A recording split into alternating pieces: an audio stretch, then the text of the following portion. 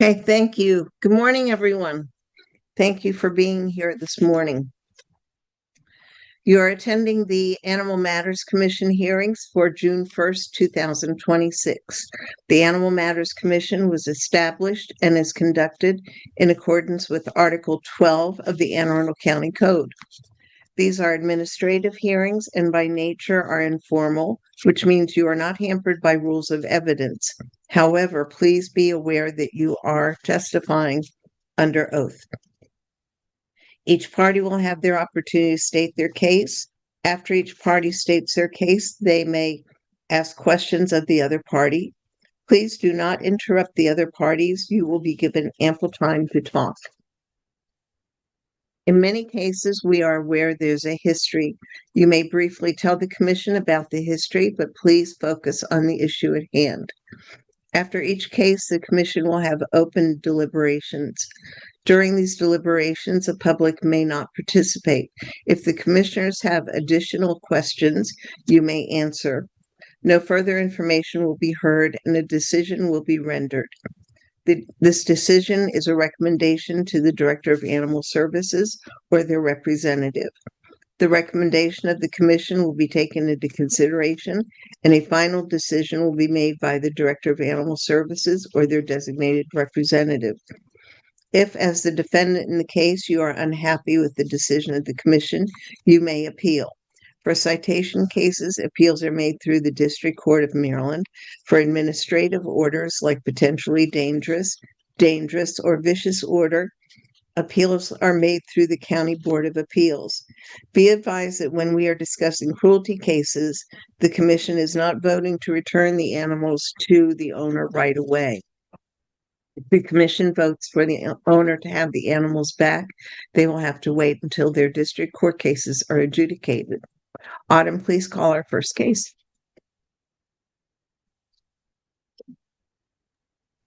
If you are a participant in the Anne Arundel County Department of Animal Services versus Hollins, please use the raise hand function at this time so I can promote you to panelist.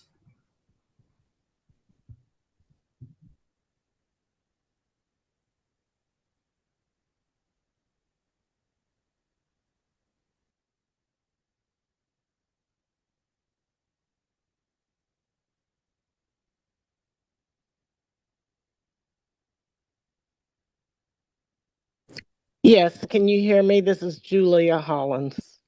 Yes, if you could turn your camera on for me, Ms. Hollins. There we go. And then Officer Claycomb, if you could turn your camera on and unmute yourself.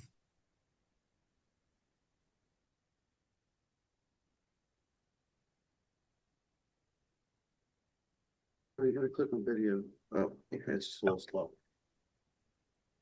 Okay, it's showing me as Kristen Yep. Herbert, but I'm Officer Claycomb. Yeah. If I get both of you to please raise your right hand for me.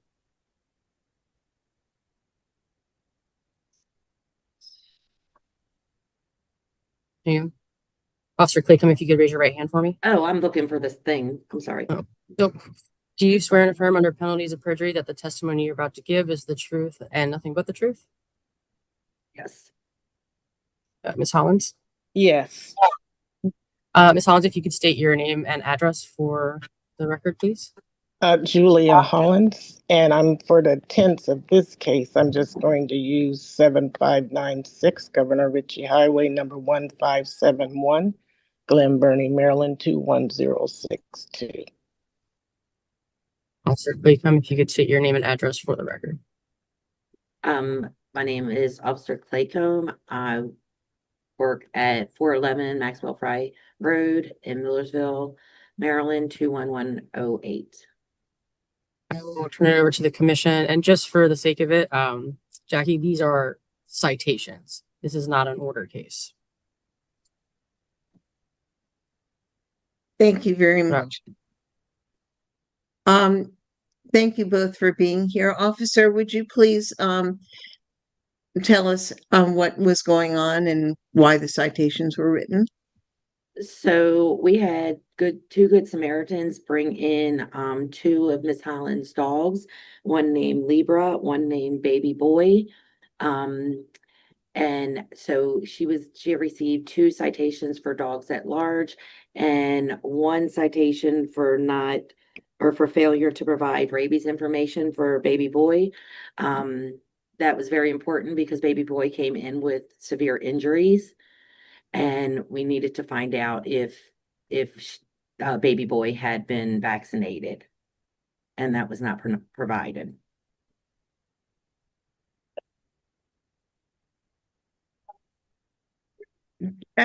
What kind of injuries did baby boy have? Um, we don't know how he sustained them, but they were severe injuries. I do have like photos if you want me to grab them and just like hold them up for you, but they were very severe injuries where she wound up having to leave him to seek medical care through our vet. Would you like me to get them so you can kind of No, see? I don't think. They were terrible, terribly bad injuries. You're talking about, And how it, I'm sorry, you're talking about Through the like whole cuts, body. like cuts and things like that. Okay. A whole section of his neck was just hanging off. I ooh, mean, they were very, very, I can't even describe how bad they were. Only thing I could do is maybe grab them and then hold them up where you can see yourself. It was severe. The good we'll take your word for it. thought that the dog had been hit by a car, Hmm. but the vet ruled out that it was caused by another animal. Oh, interesting. Yes. Okay. So do I understand correctly? Did you say that somebody else brought the dogs to 2 you? different Good Samaritans. Okay. One had brought in baby boy, the one that was injured. The other one, the Good Samaritan had brought in Libra, which she did take possession of that same day. Okay. And then were you able to determine that both dogs were vaccinated for rabies? No, we actually vaccinated them. Okay. I Well, we have vaccinated baby boy. We did not vaccinate Libra. She took possession of Libra right away. Okay. I do Thank have you. that. I have that call up, Jackie, with the photos and everything if the commission wants to see it. But I don't have to show it if no one wants to see that. You know, It's up to you guys. we're talking about the dogs running at large and not having rabies vaccinations. So, unless somebody particularly wants to see those photos, I don't think we need them.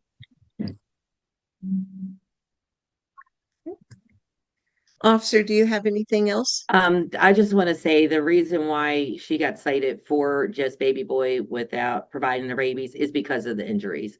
That's why. Because it's very important that these dogs be vaccinated, every dog in Anne Arundel County be vaccinated. Yes. I did not cite her for the Libra because there were no injuries, and we did ask, to provide the information. Okay. How did you determine her ownership? She came in to redeem the dogs. She Okay. looked for the dogs, when they were at large and was unable to find them. And then she did come to our shelter, and Okay. Thank you. we let her know, that we had the dogs. And where did the Good Samaritans find the dogs? Off of Ritchie Highway, up by the MBA or the MV, I'm sorry. Oh, okay. Very busy area. Very busy area. That's why the Good Samaritan that picked up baby boy thought, because the injuries were so bad, he just assumed that the dog was hit by a car. Yeah. Okay. Well, that was very nice of him. Thank you. All right. So, Ms. Holland, good morning. I have a question before you get started. You said when you were giving your address, you said you were giving that particular address for this situation. Yes, mailing address because I don't reside in Maryland. So I just put it convenient so you can reach me by mail or email. Okay. So, whose address is that then? That's a mailing address. Okay. But it's not a, pardon? Postal. But you gave an actual address, did you not? I gave you a mailing postal address to reach me. Okay. So, I do not reside in Maryland. okay. Thank you. So, are you here visiting? Yes. Okay. Thank you. And where do you live? Just out of curiosity. Georgia. Georgia. Great state. And thank you. So Thank you. how is baby boy doing? He is a fantastic little baby. He's the love of my life. Physically, how is he doing after his injuries? He's well. He's well. He's back to himself. Everything is healed nicely. That's good. And what kind of dogs are baby boy and Libra? Purebred Labradors. Okay, thank you. So, what do you have to say? I provided Miss Autumn with their vaccination records. All of my dogs were current and vaccinated with rabies shots and license tags. I provided that information, and I emailed at the time what I had.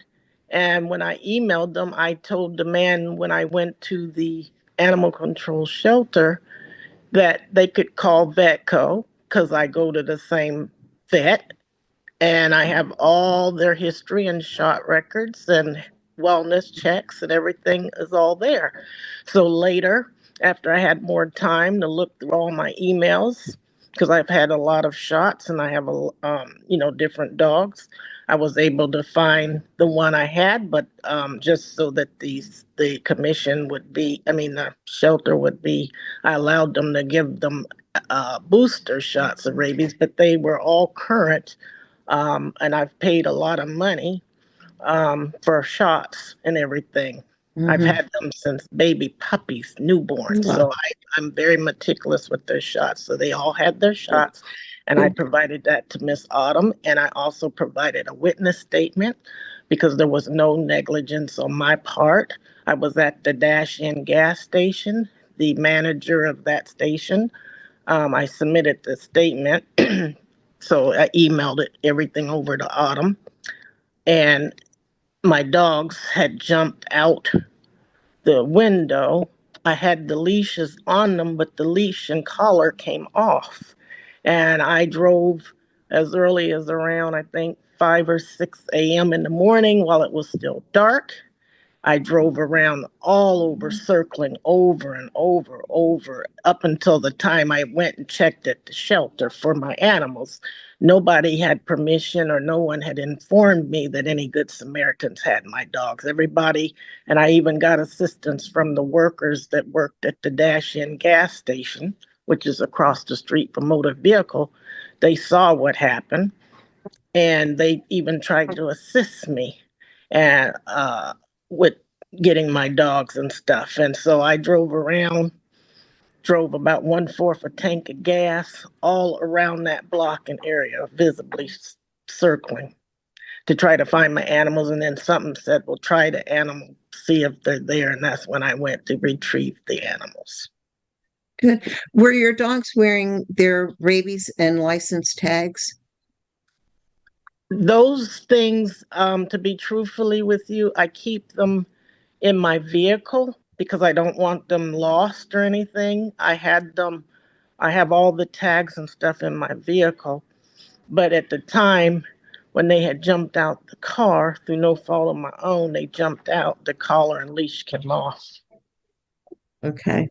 Thank you. Hey, Jackie. I know how scary it is when your pet's missing. Okay. Jackie, just real quick. She did provide the certificates last week to show that they were vaccinated. But this is, and Officer Claycomb can correct me if I'm wrong. This was the first time this is being presented to us from the incident back in March. So all of this, they were current, they were vaccinated at the time that they came here, but when requested, this was not given to us until last week. Okay, thank you. I gave them an email copy, and I told the gentleman, the manager at that facility, if you need anything else, you can call the number. They have all their records. So that is simply not true, and the way that they're trying to misrepresent me. And I even told the lady when she called me in, I was just getting back in town from Georgia at the airport, and I came in to meet with her, and I told her the situation. And she totally, I don't know. I don't feel like she was listening to me because, to be honest, she was kind of rude. Good morning. And that's why I asked to speak to her supervisor. Second period teacher will be. Okay. I'm at work, No. so I apologize for the background noise. I'm gonna have to get back shortly, but I wanted to attend this. Thank you very much for Can I being say here. And that's all something? right. Does anybody have any from the commission have any questions? Sorry. I just want to say one last thing, and I don't mean to interrupt anyone, but I sent them a letter requesting that these issues be consolidated and dismissed. And I emphasize that I'm a responsible pet owner and I spend thousands of dollars for my dogs through dog sitters. I showed them the receipts and I spent a lot of money on their shots and all of that. Mhm. Even to Okay. the point I mentioned that I have registered my dogs with the American Kennel Club. So I'm a responsible Okay. breeder and owner. And that's Okay. all I wanted to say. Thank you. I don't think that's in question here. The fact is that the dogs are running at large. So, yes, Tom. Ms. Hollins, I just want to clarify. So you said that you did speak with someone at the shelter. I'm trying to just grasp the timing of all this. So the dogs were at large. The morning I picked my dogs up, there was a manager behind the desk. He said he was the manager. Right Okay. off the top of my head, I can't think of his name, but he knows who I am. He was a very nice gentleman. And I told him that I was there when I walked in. I told him my dogs were missing. And he said that he had a dog in the back. But they didn't know right away that my other dog, I had two. So they let me go back. And I think, as my memory serves me,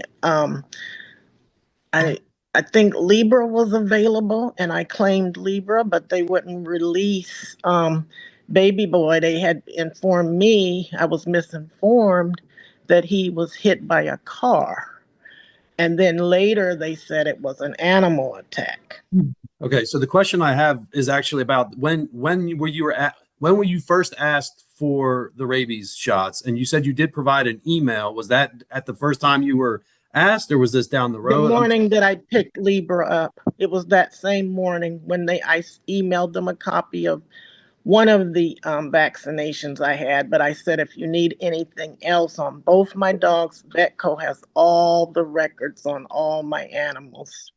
Okay, but so at the time that you were asked, you provided one vaccination record for Libra. Is that correct, or is it for Baby Boy? I just know, without having my email in front of me, I just know that I provided them what they asked, and I said, if you need any additional information, I was very clear and specific, and I said, if you need anything else, all of the records are with Vetco. That's the only Okay. place other than Banfield that I take my dogs for their vaccination and wellness checks. Okay. So then my next question is for, I guess, Autumn or for the officer. Was that vaccination record received that day when she came to pick up the one animal No, not the via email? There was no vaccination for rabies. So you guys didn't receive anything via email from Not her? for rabies. There were other vaccines listed, but nothing for rabies. Nothing And I specific don't for know if rabies. you Okay. guys are aware of mobile vets, but they are very hard to get any information because they don't keep the greatest records. But all I would like Okay. to say as a rebuttal to what she said, I came in and met with her and her supervisor. And I told them that my dogs had had shots, and she still issued the citations, which to me, Ms. I don't think. I'm sorry, Ms. Hollins, when did you have that meeting? The morning when she asked me to come in to meet with them. I don't know if that was the day I picked up my Baby Boy.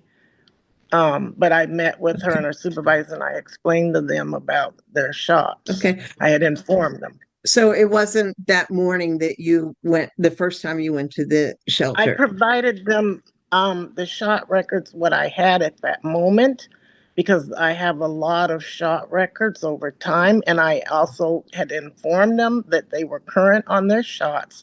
And if they needed anything, I provided them Vetco. I said, anything I don't have, you can get from Vetco. I provided them Vetco information and I told them all the records are with Vetco.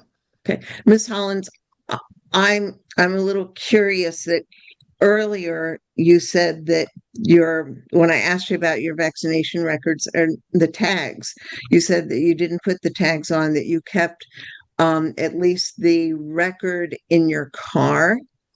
And if that was the case, why not show it the first time you went to the shelter? Because they did not ask me for the actual rabies tags. They asked me for the records. There's a difference. Well, I don't put the tags on my dogs because I don't want their collars coming off and losing it. So I just keep okay. those usually in my glove compartment. Okay, so you could have, it would seem to me that you could have shown those at your first visit to the shelter when you needed to show evidence of vaccination, of rabies vaccination. Could have. I wasn't asked for the rabies tags. They said records, so I sent the email to the email address they gave. Okay. And I told the gentleman manager at the desk, if you need anything else, like I said, I gave them Vetco. They had all the records for all my dogs. Okay. Ms. Hollins, thank you. I'm just going to make a comment here for your future so that you understand. The tags are part of the record. And the reason that you get tags when you vaccinate your dog for rabies and then license your dog wherever you live, the reason you want to put those tags on and you get those is for identification. So that, when they first found Baby Boy and Libra, if they had them on, they could have found you easier. They would know right then that there was a vaccination.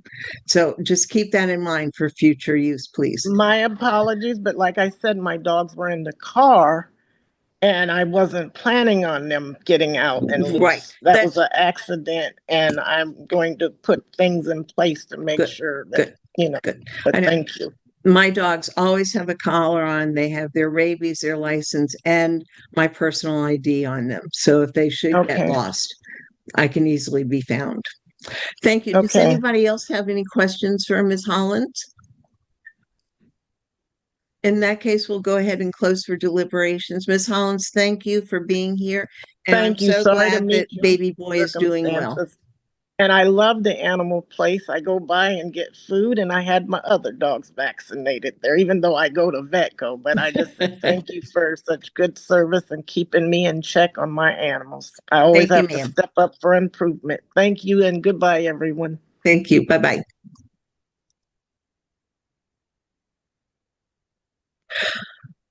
Well, I'll start this off. I'm glad the dogs are okay. I'm glad they were reunited with her, but I don't see any reason for not upholding the citations. Tom, do you have a thought? Yeah, I mean, I agree that running at large, even the vaccine, I mean, I agree with what you were trying to tell her. I mean, if she had the tags on her, just show her the tags. If she was confused about what a record was and what she was actually being asked for, that would be the only thing that would make me have pause to uphold that citation, because it seems the dogs were properly vaccinated. And maybe she just didn't understand that, she was thinking that she needed to hand over actual paperwork versus actually just show a tag. So I'd be willing to give her some grace on that. But other than that, I mean, if she did not provide that stuff in time, then technically, I wouldn't be totally against upholding. Yeah, the citation, if I'm correct, and Autumn, you can let me know, the citation is for failure to provide the vaccination record. It's not whether or not they were vaccinated, it was failure to provide the information. Yeah, I get that. Like I said, if she was asked for it and she had the tags, like you said, if she'd have brought the tags in, everything would have been fine and we wouldn't be dealing with this. But if she was asked for a record and she thought she had to provide paperwork at the time, that's the only thing. But again, if she didn't send, that's why I was trying to nail down when that email was supposedly sent, what was actually received. That stuff wasn't clear initially. So if she never actually gave them rabies, stuff, then I'm perfectly. Thank you. Lieutenant McGrath, good morning. Good morning. How are you? I'm good, thank you. It's a beautiful day. I know. Stuck in the office. Sorry. I'm just looking at the citations, making sure they all make sense. The one thing I didn't hear from anyone was who covered, I guess, the vet bills for her dog that got injured. And what that amount was. Probably should ask her that. So I don't know if there's any record of that. I don't see it in the drive either. Well, I don't think it's part of the case, but it's a good question of whether, and I would assume, Autumn, that she paid her vet bills herself. And I think it's relative because you're looking at another $100 in fines, and she probably paid several $100s, and having her dog treated. So I think lesson learned there, in my opinion, that In regards to the treatment of the dog that was injured that was here, or Assuming yes, baby the boy- dog that was brought in, baby boy, that was Yeah, I don't- severely injured. I don't know who covered the cost for. I think the county did. I think we did. Okay. All right. Thank you. Okay. And I would say that, in my opinion, we'd uphold the citations. Thank you. Good morning, Stacy. Yeah, I totally agree with the thought track on this, where everyone seems to be going. And I will say, having worked at a veterinary clinic for 20 years, it's not on the county to retrieve the records. It's on her to get the records to the county.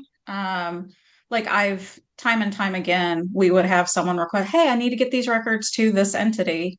It's never a government entity calling to retrieve those records. Pardon? Good morning. Kitten. Yeah, like that. And that would have, sped the process along where she didn't face this. So Yeah. I agree with everyone else on this. Yeah. And I agree with you. And it's the owner's responsibility to have it available. Thank you. Nicole, good morning. Good morning. Yeah, I agree with everyone else. I was also a little off-put by the comment that her dogs jumped out the window due to no fault of her own. So, yeah, I don't see a reason to dismiss any of these citations. Thank you. Then can I have a motion, please? I make a motion to uphold all 3 citations as written. A second? I'll second.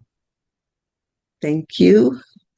All those in favor of upholding all 3 of the citations? And that's unanimous. Thank you. The good news is that baby boy is okay and both dogs are back with their owner. So who is our next case, Autumn? If you are a participant in the Gelmacher versus Hewer, please use the raise hand function at this time so I can promote you to panelist.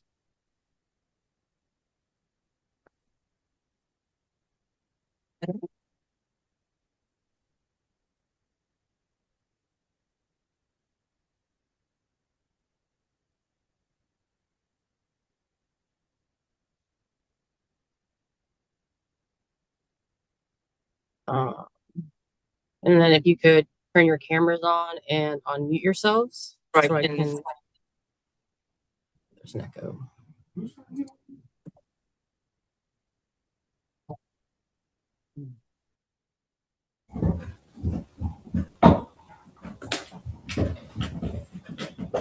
If you could turn your cameras on and unmute yourselves, please.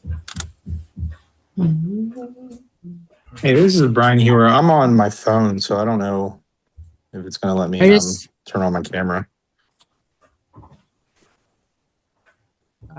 Gelmachers, and then I'm sending you a request to turn your video on. There you go.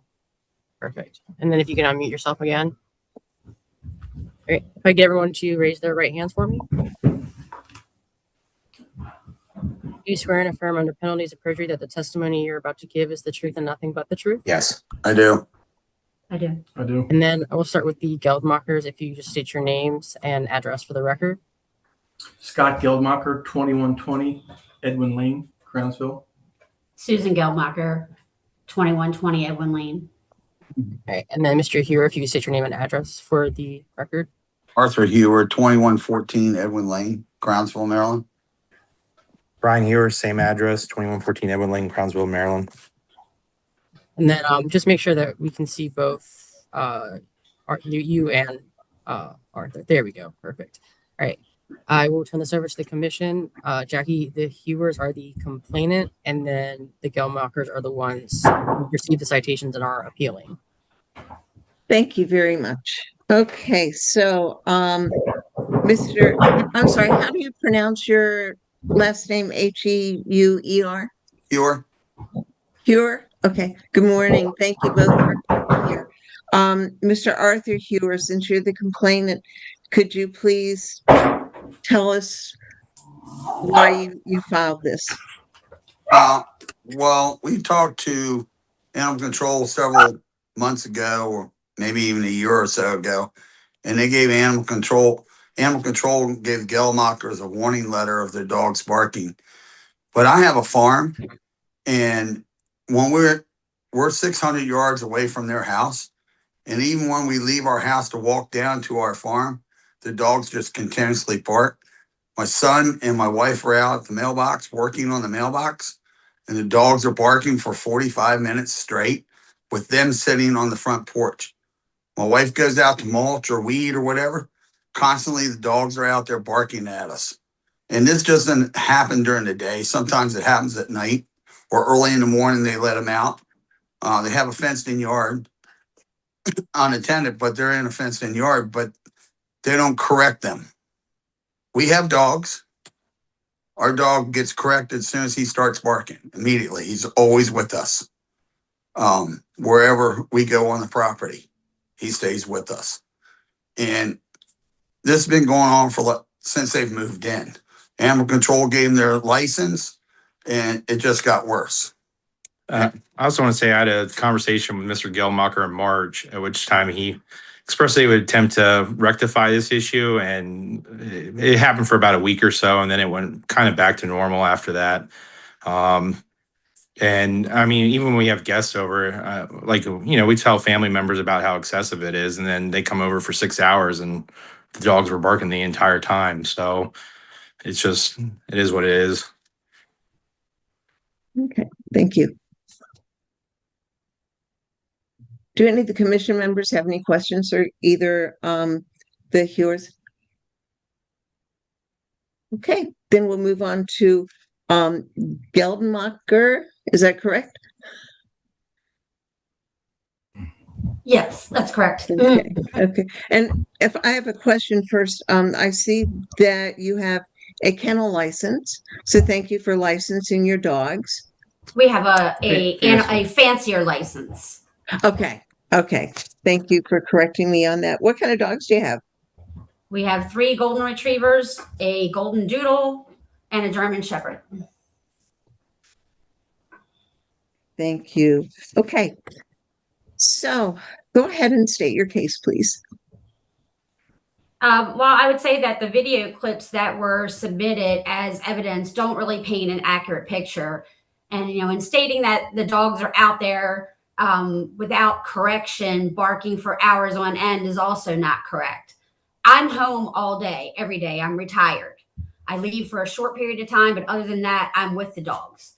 So if I let them out and they start barking, I go out and ask, try to corral them, get them to stop barking, get them back in the house, take treat bags, whatever I need to do in order to get their attention and get them to come back in the house. But I'd also like to say that, we've gone to measures to try to eliminate or lessen the visibility that the dogs have of them. Between the two of us, we live on 16 acres of land. And as he stated, our houses are very far apart from one another. We erected an 8-foot privacy fence along one entire side of our property between our home and the Hewers' barn so that the dogs wouldn't see them when they're over there. There is a very small area, a clearing, if you will, between their property and ours, where that's the only point in time where the dogs can actually see them. So if somebody is in that area and the dogs happen to be outside, yes, they're going to run down and bark because they're excited to see somebody. They want to engage with you in a good way, not in a negative way. But again, when that happens, I do try to call them back. And again, whatever I can do to get their attention. At nighttime, my one dog in particular, we joke and say that she does her patrols of the yard. She's kind of looks more like a Great Pyr than a golden. But if she sees deer or fox or any other kind of wildlife, she's going to bark at it. But she does not like if you shine a flashlight on her. So we've learned that that's a way to get her inside. That if she starts to bark and she's out there alone doing her patrols, if you take a flashlight and shine it on her, she'll come in. And so again, we have taken steps to try to corral them, get the barking under control, because it gets on our nerves too. Who would say that it doesn't bother them? But again, we are responsible dog owners. All of our dogs are vaccinated. As you mentioned, we took steps to get a fancier license when we learned that if we got that fifth dog, we would have to have that in order to be, check all the boxes and be legit and in compliance with county code, excuse me. So it's not like we're just out there blatantly, letting our dogs run amok. But also, I don't feel like every time my dogs are outside, the minute I see them outside, I should be in fear of, oh God, my dog might bark at them, so I need to get them back in the house. That's not a realistic living situation. If there was a way to block that area where the easement runs through and goes to the Hewer property, where the dogs couldn't see anyone, they wouldn't bark. With the exception of deer, mice, fox, whatever it may be. Delivery men, mailmen, they'll bark. They're excited to see someone. I think half the problem, or most of the problem here, is the Hewers aren't used to having a neighbor, period, or a neighbor with dogs. And there's a big backstory that I'm not going to bore you with. It's been issues since we've moved in. This is just one more battle in the war that they have. I'm really not sure what their end game is, but yes, in order to completely stop the dog barking, we would have to block off that little area, whether, shrubs, whatever. If they didn't see someone there walking by, they wouldn't bark. I was outside with them for over a half an hour yesterday, and they barked once. Okay, thank you. We have contractors here today working. They're all up here with us, quiet. If the mail lady should come, they'll hear the gravel road. They're on it. Right. They're going to do dog stuff. Mrs. Hewer mentioned the bark collar years ago. I said, I'm not putting a bark collar on my dogs. It's not humane in my opinion. But to try to micromanage every single bark, it's not going to happen. It's not realistic. Thank you. Any of the commission members have questions for the folks? The Hewers, have you noticed any improvement since the citations were written? Yes, I have noticed a little bit improvement, but here's a question I have for you all. Under Maryland law, dogs aren't supposed to be kept in the front yard, correct? If they had fenced in their backyard or their side yard away from us for when we're walking and all, maybe a lot of this would have been alleviated. I don't believe there is a law that says front yard or backyard. No, well, my thing is, I think the body of evidence is pretty clear in the videos we submitted, where even when we're 350 feet away up at our house, they're still going crazy. It's happening at all hours of the night and waking us up. And there has been improvement since the citations, except for that first day when that was when the 45-minute video of us working on our mailbox. And I mean, they call them, but they don't actually correct them. So Mr. Gelmacher is better about it when he's home, but he's not home all the time.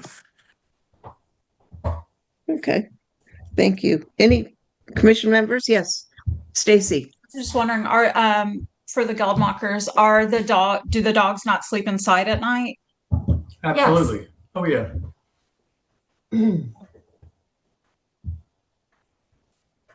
Any other questions for either of the parties? No, we don't have No, any. I'm good. Okay. I Commission mean, they members? do, Oops, it's- this goes on all through the day, at different times of the day. And they bark for long durations. You can see that in the videos. Sometimes it's short, but in the past it's been long durations for hours. And we have this property back here for a little bit of peace and quiet. I know dogs bark, but you can control your dogs. I have dogs and my dog is controlled.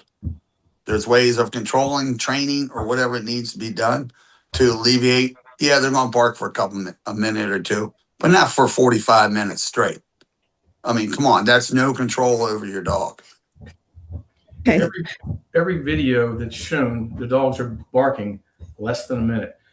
I think Anne Arundel County law I've seen the word 5 minutes, and that's a long time to do anything. A good example of barking dogs when they're engaged is I like to exercise. I walk out Edwin Lane. Edwin Lane's about a quarter of a mile long. My neighbor up at the end of the lane has 2 or 3 dogs, and when I walk by, they go ballistic. Is it annoying? Sure. As soon as I'm out of their sight, the barking stops. I go out for my run, I come back, I walk by, they go ballistic again. And I kind of, similar situation here. Same thing, dogs are going to do dog stuff. So there. And how many times my dog barked at you? That's control. Okay. We control All our right, dog. thank you. My thing is, Sir.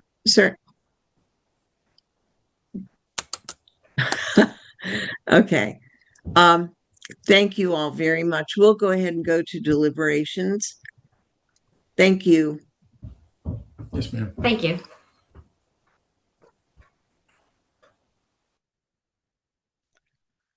Well, obviously there is a neighborhood history there.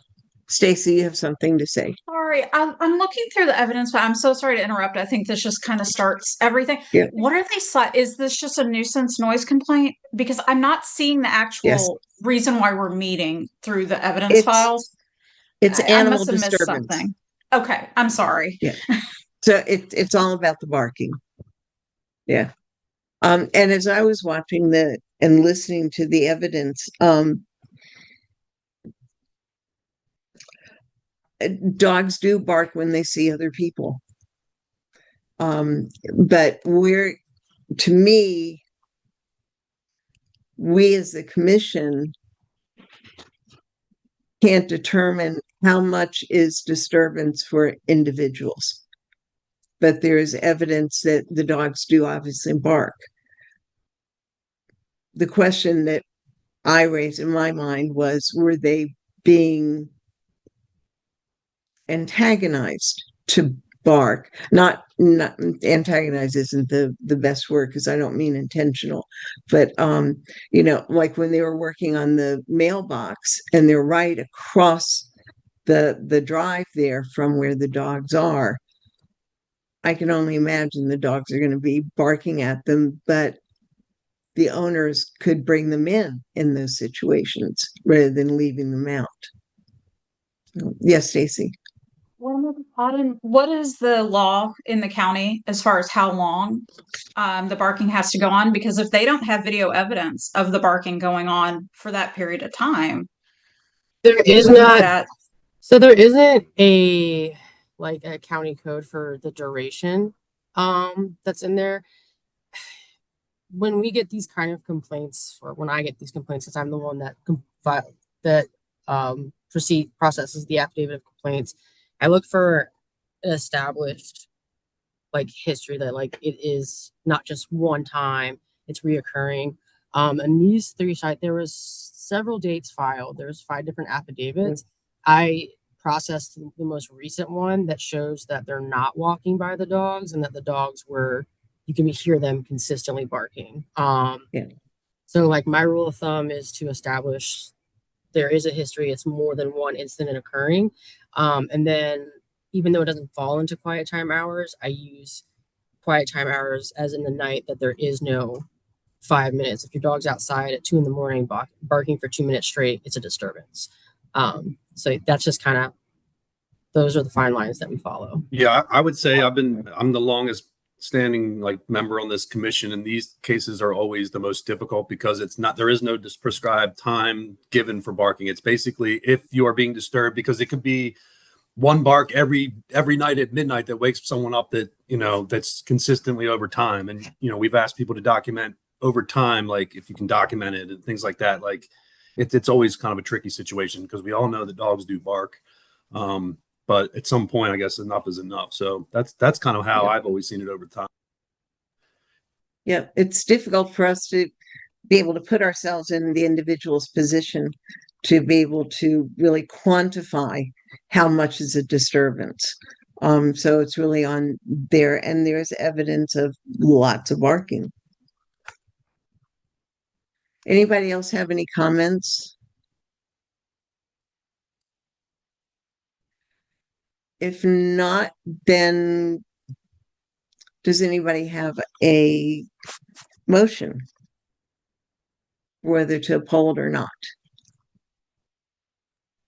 I mean, I've seen. Sorry. I'm sorry. No, go ahead, Stacey. Just out of curiosity, what happens if we uphold? This one's new to me. In my mind, the dog owners are essentially put on notice that, they have to do something about the disturbance. And so then it becomes up to the owners to do whatever they can to minimize that. I know for me, when my dog is out, and when I hear her bark, I go check on it and see what's going on. And, yes, if the UPS man has come in, she's thrown her ball to him and now barking to him to throw it back. But I make an effort to quiet her. Piggyback off that. So from here, I think to answer Stacey's question is, from here, so if everything was dismissed, it would just be dismissed. It doesn't go anywhere. But if everything's upheld or a portion of them are upheld, then they would then be forwarded to district court, if they wanted to appeal it further to district court. But as it stands right now, the citations are not in Maryland judiciary. So it's not in the district court world, but from here, if they're upheld, depending on what the Gelmachers want to do, it then gets entered into Maryland judiciary and it gets scheduled for a hearing before a judge. Yeah. But if they were to just accept, they would then pay the $50 fine, correct? And then if there was another citation brought, then it would be an escalating. Yeah, it would be the escalation of fines. Yes. Okay. Okay. So back to, does anybody have a motion of what to do with these citations? So I believe that in these situations, a lot of times, I think that a statement needs to be made that something needs to be done about the dogs barking. And I don't necessarily think in this situation a $50 fine really gets there.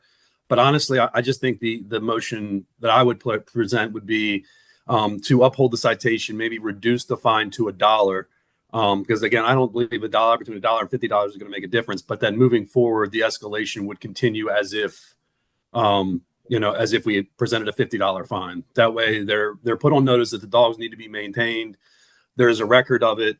But if they don't make the change, then the next time they come in, it would jump to the corresponding second citation. So whatever that would be, $100 or whatever it is. So I don't know if anybody's on board with anything like that, but that would be my motion, would be to uphold the citation, reduce the fine to $1, and go from there.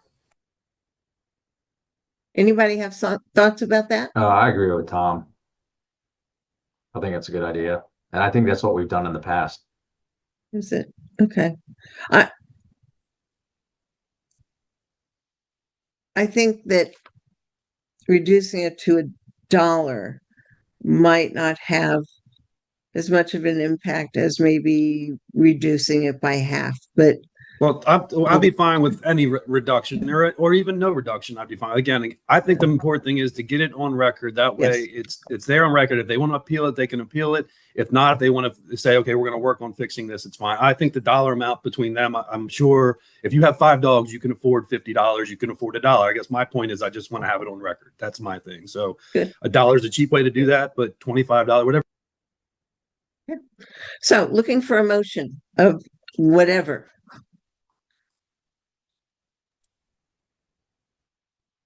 I mean, do you want to discuss the amount? I mean, we can discuss the amount. Okay. Otherwise, I would say my motion's on the table for $1, but Okay. if anyone wants to discuss. Do any of the others of you have thoughts about the amount? Whether we should uphold it for the full amount or modify it down? Nicole? Yeah, I'm not really down with the $1, but 25 or full, I'm more amenable to. Okay. Anybody else? All right, so we still need a motion to take action on. I make a motion to uphold all citations as written. Okay, a second?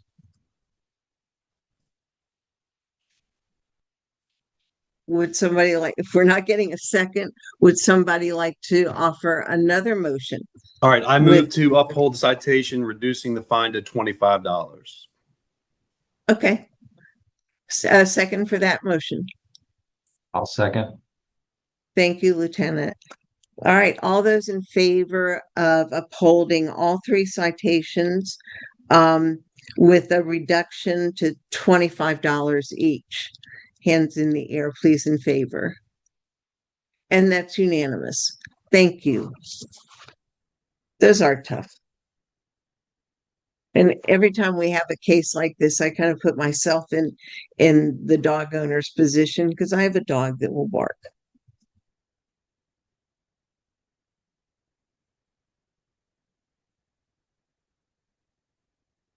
Who is our next case?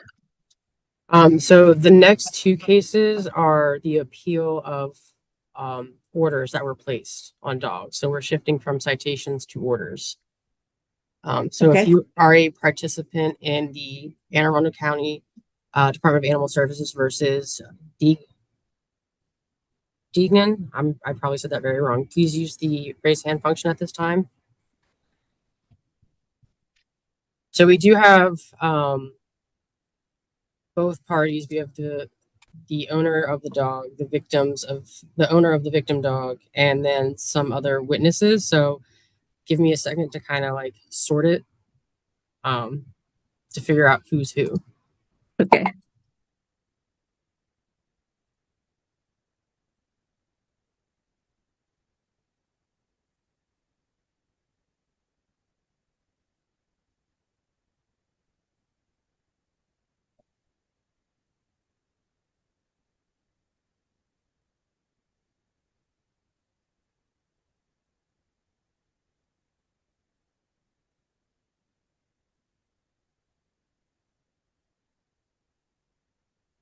And if you could just accept the promotion to panelist. There. All right, I think I have everybody. We could turn our cameras on and unmute.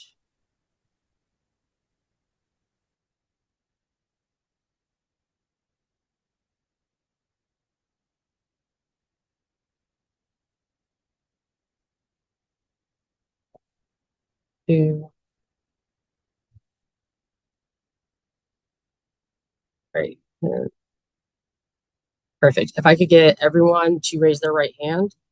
And then what I'm going to do is when I ask you individually to state your name and address for the record, please also state which side you're speaking for, as witness testimony, if possible. Do you swear and affirm under penalties of perjury that the testimony you're about to give is the truth and nothing but the truth?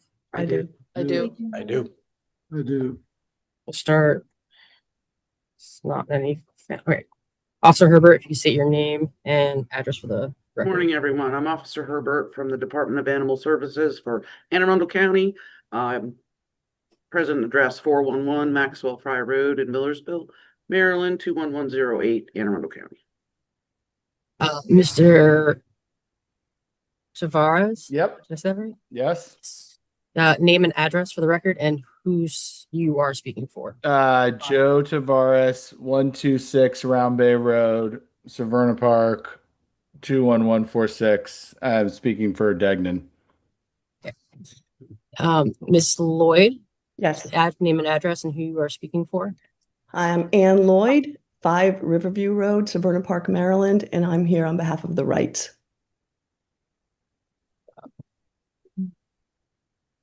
Miss Much, if you could state your name and address for the record and who you're speaking for. Yep, Amy Much, 401 Old County Road.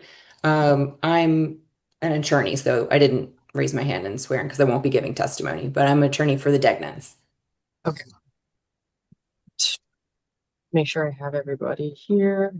And then Mr. and Mrs. Wright, if you could state your names and address for the record. David Wright, 114 Round Bay Road. Laurie Burchad, 114 Round Bay Road. And then Mr. and Mrs. Degnan, I apologize for saying your name. That's okay. Wrong. It's common. In the beginning. Happens. Name and address for the record. Jennifer Degnan, 122 Round Bay Road, Severna Park. Sean Degnan, 122 Round Bay Road. Perfect. I believe that is everybody. I will turn it over to the commission.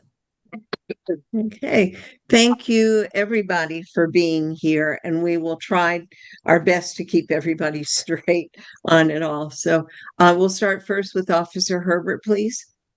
Morning. It had been reported to Anne Arundel County Animal Services that on April 22nd, 2026, your dog Sam, a neutered male, black in color, Shepherd Pyrenees type mix, was involved in an animal attack to Gigi, an altered female poodle that required emergency vet care. Gigi is owned by David Wright, who was also knocked down during the incident. It was also reported that on May 10th, 2024, Sam was involved in a previous animal attack to the same dog, Gigi, and Gigi suffered puncture wounds to her back, and the incident caused David Wright to fall, injuring his foot. During these incidences, Sam was in violation of Anne Arundel County Code 124-402, items 3, 5, and 6, public safety, and Anne Arundel County Code 124-905, animals running at large. And that brings us here today. Sam is currently home, and the Degnans are pretty almost in compliance. I went out last week to inspect the property. What would be lacking then? Secondary barrier for the 2 front doors. Where's my list? The license at the order level, of course. And no, that's it. Okay, good. Super, thank you. Any questions for Officer Herbert? Then we will move on to the Wrights, please. Thank you, Madam Chairperson. Since the last attack by Sam in 2024, I have carried pepper spray as a defense from another attack. Twice daily, Gigi and I walk a circuitous route throughout the community. The end of our walks take our home to our home, takes us past the Degnans' home. We live just 2 doors away. On the frequent occasions when Sam is outdoors in the Degnans' rear yard, we hear his vicious barks whenever a leash dog walks by their home. Since the 2024 attack, Gigi's personality has changed. She has become very defensive around other large dogs and cowers when she hears Sam's vicious barking. On our evening walk this past April 22nd, we endured another vicious attack by Sam. As we were walking up the street on the opposite side of the road from the Degnans' home, Sean Degnan opens his front door. Sam comes charging out and aggressively makes a beeline towards Gigi and myself. Unlike the first attack in 2024, I saw Sam coming this time. I lowered my body position and began discharging pepper spray in his direction when he entered the street. Sam ran right through the pepper spray, knocked me over, and began attacking Gigi, still leashed by my side.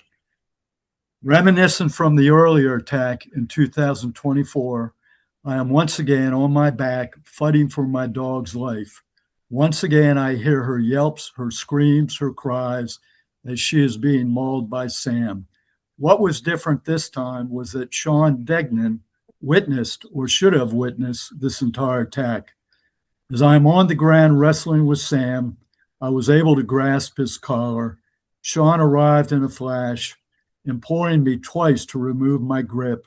I did reluctantly after realizing Gigi had escaped and was in no further danger. A kind neighbor several blocks away returned her to our home, her leash still attached. We immediately took Gigi to our veterinarian, Lisa Garrity, to access her injuries. Gigi has had 3 follow-up visits since the evening of April 22nd. Our vet bills from this incident total over $1,000, and as before, there has been no apology from the Degmans or offer to reimburse us for the serious injuries to Gigi.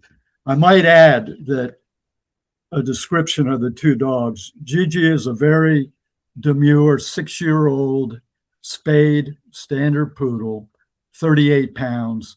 Sam is, I believe, a Bernese Shepherd mix, unknown age, over 80 pounds. Thank you. Do any of the commission members have questions for Mr. Wright?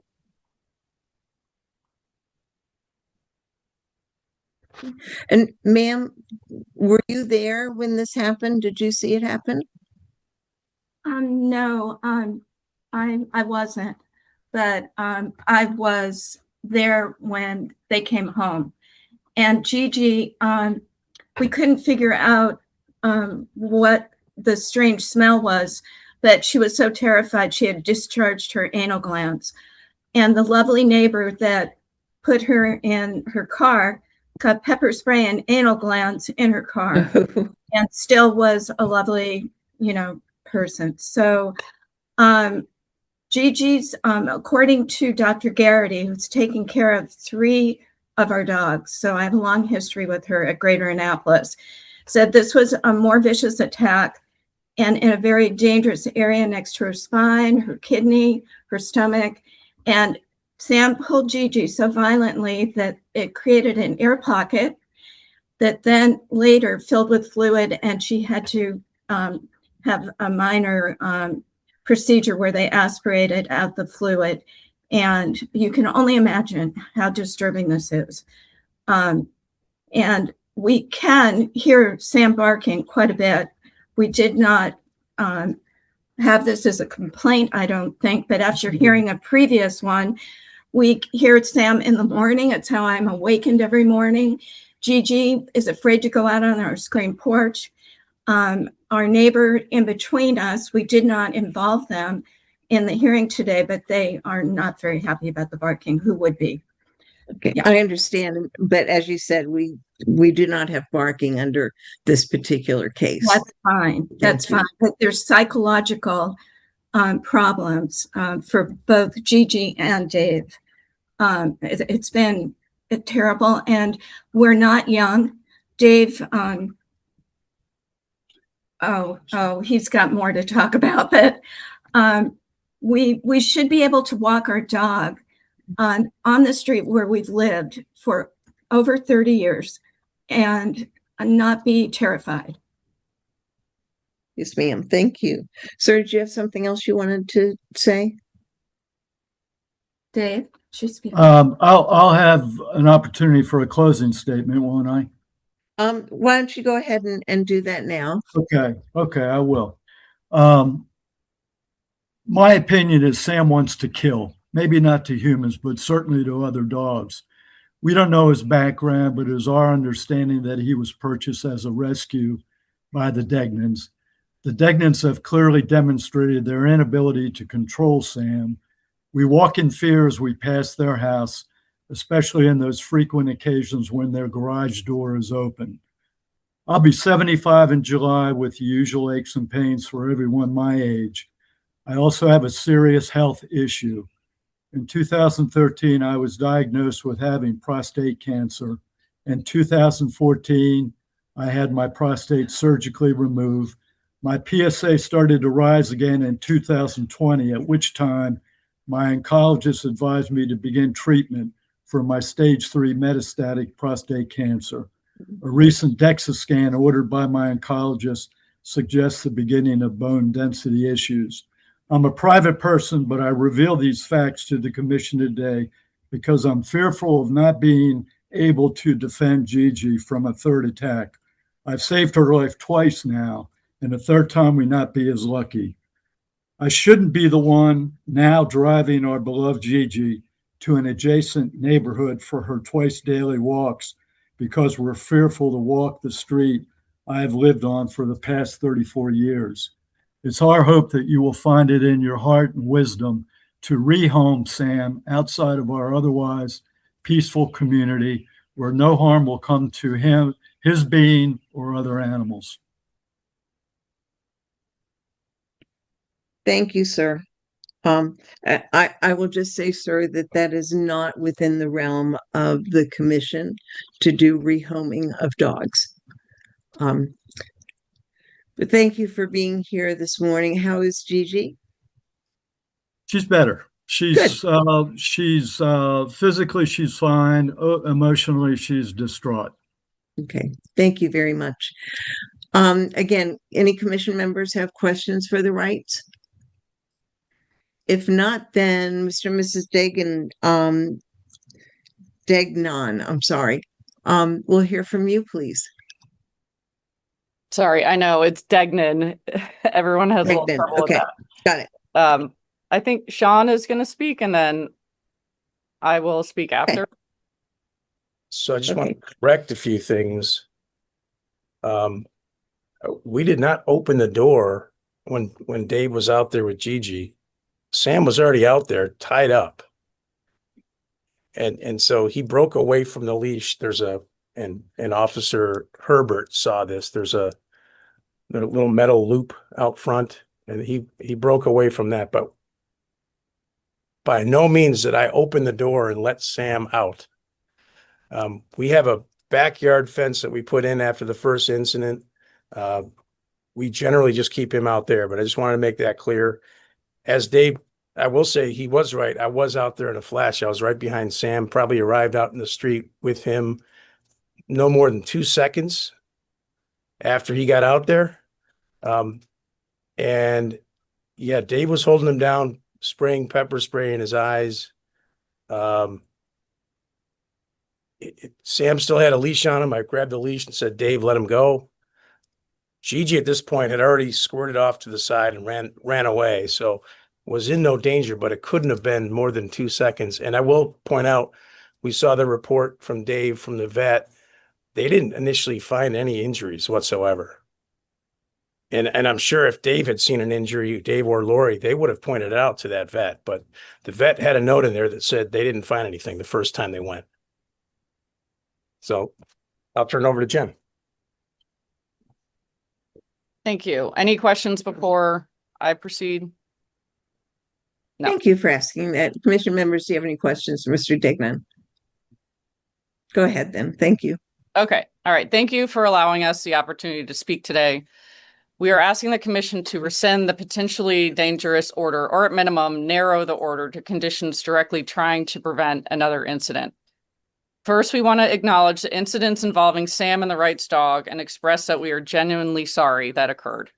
We understand why the situation was upsetting and emotional for everyone involved, and we take it very seriously. We would also like to provide, as Sean said, factual context regarding the second incident. We understand the department is relying on vet records showing that Gigi has a later identified puncture wound.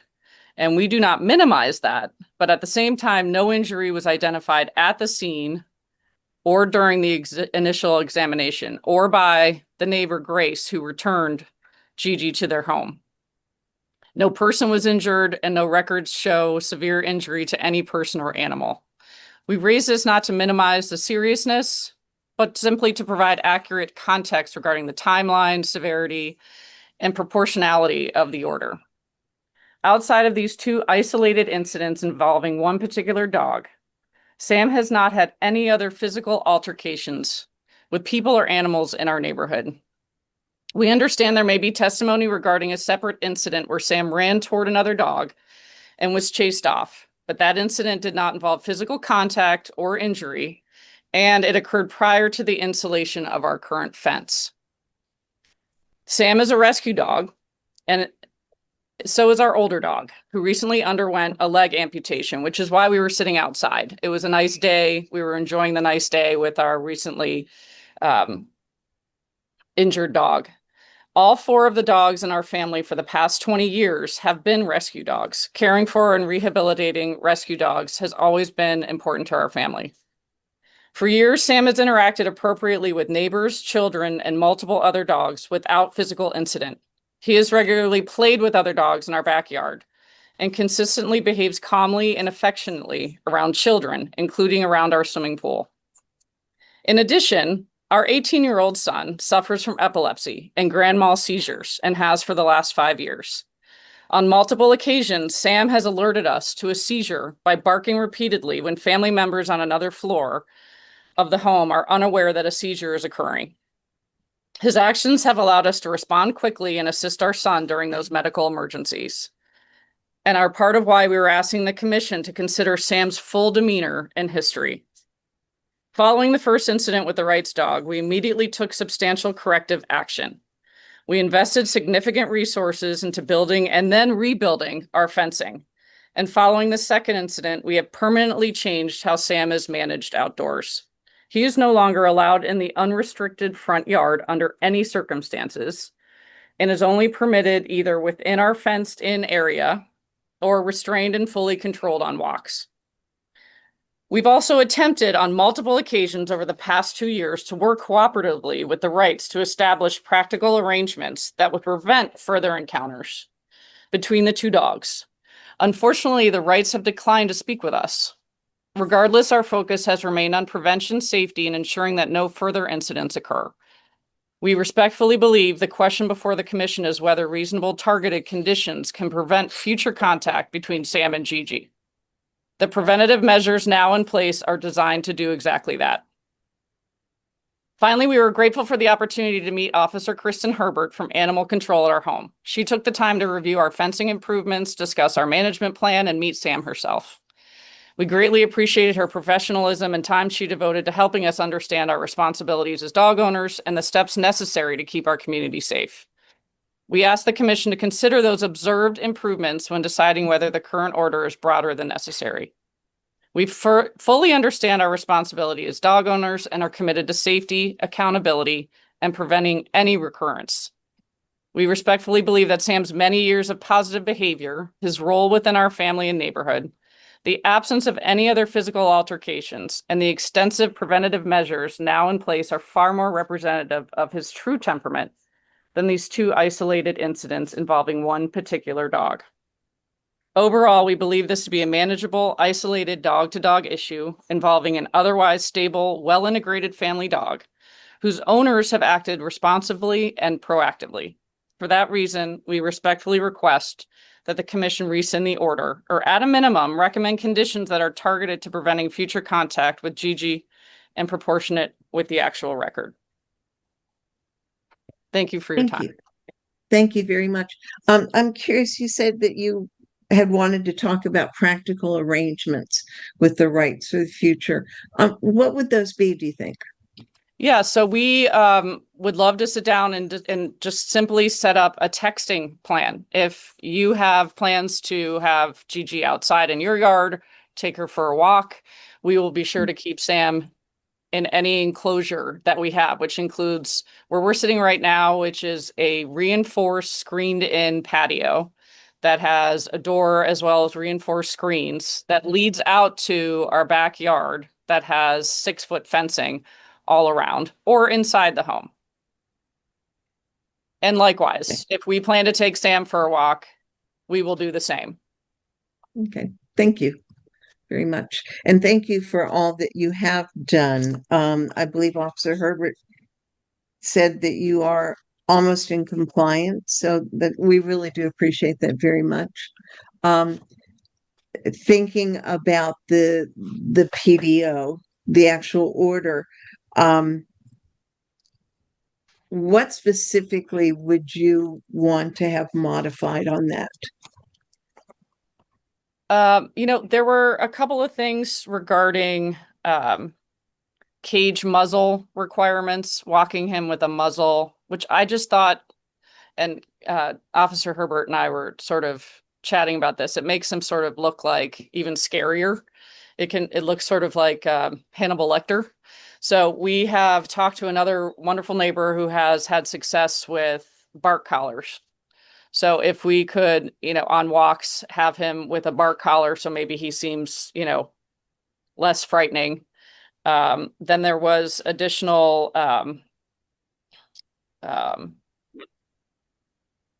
$300,000 insurance and the additional front door barriers.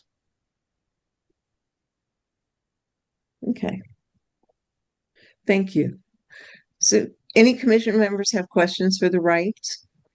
Madam Chairman, Excuse me, can the I Degmans. can I respond to the Degman's comments? If you could wait just a moment, please, so we finish with them. Thank you.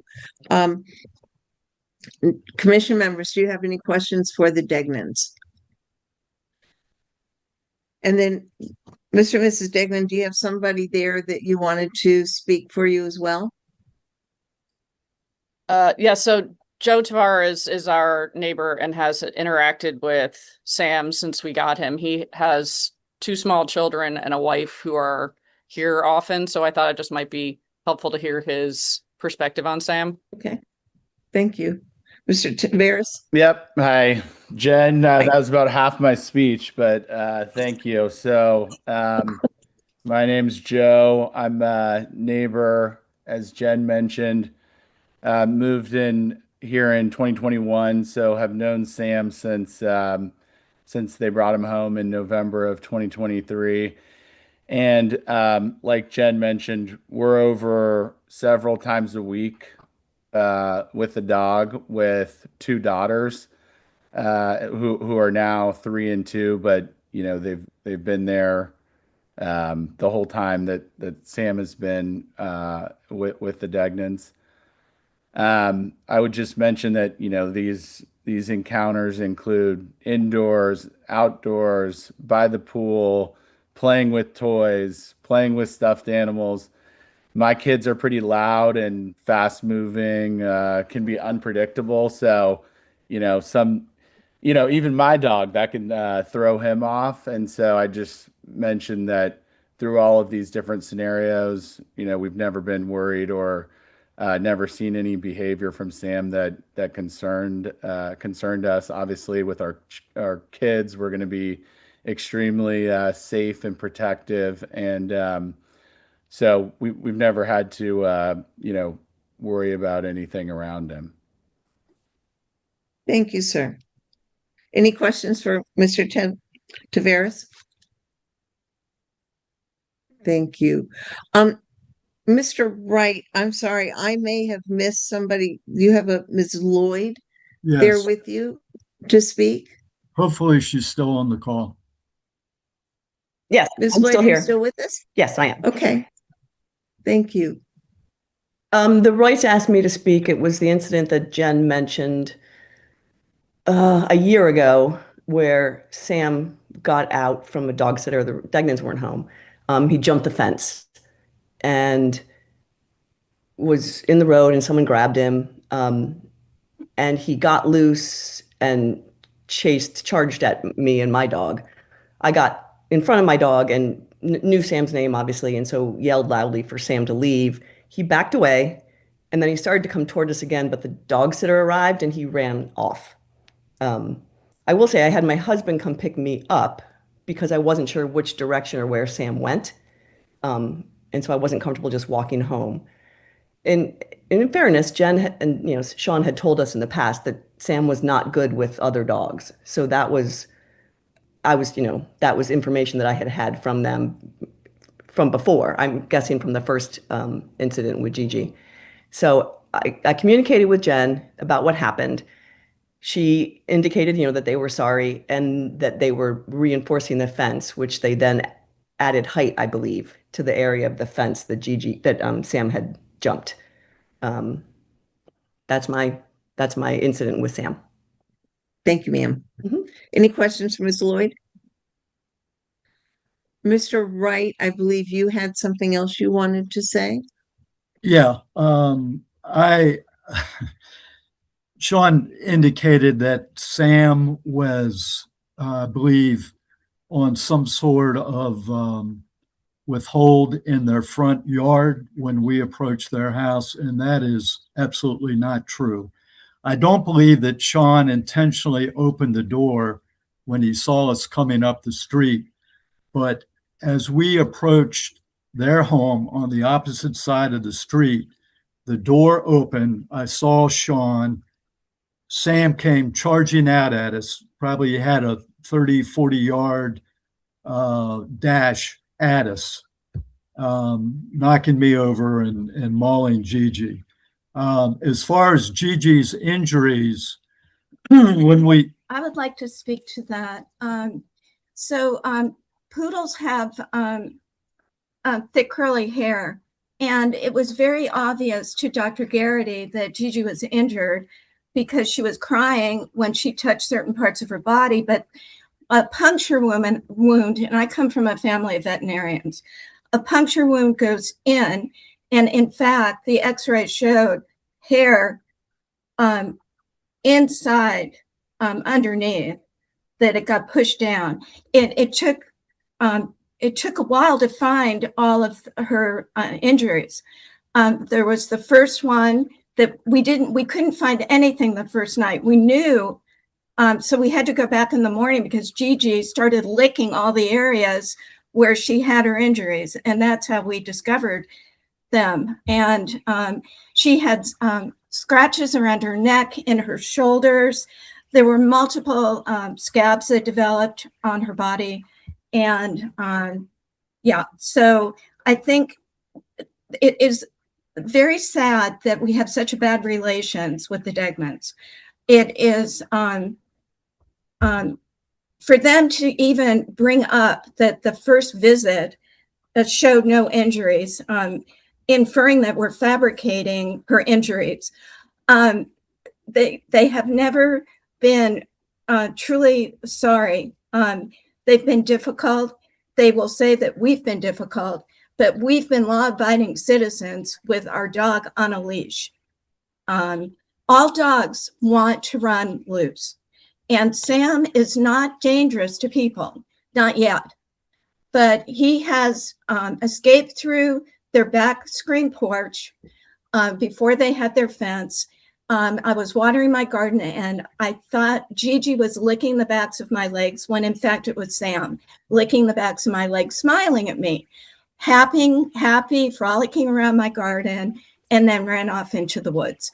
And I feel bad for the Degmans because they are frequently in their car, Jen especially, driving around trying to find Sam because he does get out. And in France, when a dog is a certain size, whether they bite or not, they're required to wear a muzzle. There's a lot of things that could be put into place that should have been put into place the first time, that we should have to have had this happen a second time. It's just outrageous. Thank you, ma'am. And we think the photos that we submitted clearly show the puncture wounds, the severe puncture wounds on her back. Yes, sir. Thank you. Commission members, do you have any questions for the Wrights? Thank you. Any questions for the Degnons before we go to deliberation? Mr. and Mrs. Degnon, did you have anything you wanted to add? We just still, and we showed this to Officer Herbert. We just continue to want to point out that Sam was absolutely not in the house and ran out. We were sitting with our 15-year-old daughter outside, and perhaps she had opened the door to come sit outside, but he was 100% tied up unfortunately not well, sitting on a chair while I held Sam or Peanut on another chair. And then he caught scent of Mr. Wright and Gigi and then ran towards the street. We were already out there. And our 15-year-old daughter also ran towards the street. And both Sean and our daughter ran after Gigi when she ran away while Mr. Wright walked home. So both of them were involved in Gigi's capture as well. While Mr. Wright yelled at me, yelled at Sean, yelled at the neighbor friend that dropped Gigi off, that his goal was to get Sam out of the neighborhood. So it's hard to apologize when someone's pepper spraying your dog and screaming at you. But we do, of course, want to apologize for any of this happening and, scaring people. And I also just want to reiterate, Sam has played in our backyard with multiple dogs and has shown that he loves playing. So unfortunately, this is a case of him with one other dog that, as Anne mentioned, I did say because of that exact circumstance prior to her running up on, or her experience with Sam, was that he had an attack with Gigi in May of 2024. One last thing I'll say is that we weren't implying that the injuries were fabricated. We're just saying that they weren't obvious to the Wrights or the vet the first time. So I'm just questioning the severity of them if they just weren't obvious to anybody. That's all. I'm not saying you fabricated them.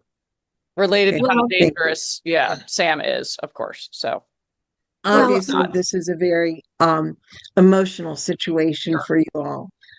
Sure. Ma'am, did you have anything new to add? Well, I think it's lovely that the Degmans get dogs that need a home. Gigi, we are the second owner of Gigi. During the pandemic, we drove to North Carolina to get her because she was living in a bad situation. So ever since they got Sam, and they'd walk in the neighborhood, Sam barks at all dogs on the leash. So suffers from leash aggression. And I just think that I don't understand this attitude of irresponsible attitude. And I want to say one more thing too. That it is a complete untruth that the Degnans were outside when this event occurred. Sir, there are two obvious differences of opinions here. We as the commission are not in a position to go back and see who was outside, who was not. We understand that somehow Sam got loose and approached you. And so we'll work on that. We can't determine how it happened, how Sam actually got out or loose. So, thank you. All right. Any further questions for any of the parties from the commission? If not, we'll go ahead and go to deliberations. Thank you all very much for your participation today.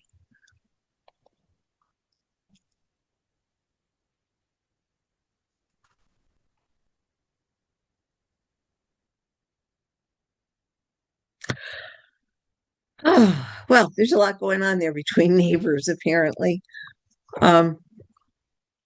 So the question here is not whether or not it happened. The question is the appeal of the PDO order, or a modification of it. So I guess first we should talk about whether or not we see grounds to lift the PDO order in entirety. Thoughts about that?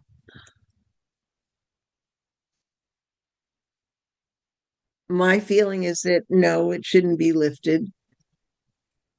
Yeah, I would agree. I don't think it should be lifted at all. Okay. And the situation in 2024, and we did hear this case then in 2024, and it was public safety. So does anybody want to entertain any modifications? What Mrs. Degnan mentioned was not using a muzzle, and instead using a bark collar. I'm not sure that would do the job that a muzzle would do. The insurance and the front door second barrier. Stacy. I just want to say, like, regarding no matter where we get on anything, bark collars should never, ever, ever, ever, ever, ever be used as something that we rely on for public safety, because dogs ignore it. Like, if this is a dog that has the potential to bite another animal, a person, bark collars with enough adrenaline, they ignore it like in a heartbeat. So that really scares me that she even would consider that if she has that many kids. I mean, that's a whole other subject, but depending on the number of people that are around the pup, it's just not a good thing to rely on. Yeah. I believe she said somebody else had suggested that for her. Yeah, I think one of my concerns is, and I do appreciate that they've done a lot to contain the animal in the backyard and all these things, but what's the point of all that if the dog, even if it was tethered out front, to her own assertion, it wasn't obviously tethered very well. If you know this dog has a propensity to go after, even if it's just one person, why would you allow that to happen? That's my concern with the whole situation is, all those things have been done, and you've spent time and money and energy and all that, and yet you would still allow the dog into that situation. So that's my concern, especially with the secondary barrier issue, because that's, again, to Mr. Wright's assertion, if the dog did come from out of the house, that would be a protection.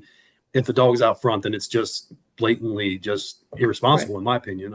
That's kind of where I'm at. So, yeah. And as far as the insurance, I don't know that there's anything we can do about that anyway. And the muzzle, I believe, again, like, I don't know that there's any other good option to a muzzle in that situation. I think that there's really no other substitutes. Yeah. And the secondary barrier could have prevented this situation from happening if the dog did come from inside and wasn't originally outside. And the idea of with the PDO being behind the fence, that would certainly help to solve that too. Any other thoughts? My thought is to uphold the PDO as it is without modifications. Anybody have any other thoughts? Lieutenant McGrath. I agree with you. I think we should uphold it in its entirety. Can I have a motion for that then, please? I'll make a motion to uphold the PDO as written. Thank you. Second? I'll second. Okay. All those in favor to uphold the PDO as it is? In favor? And that's unanimous. Thank you.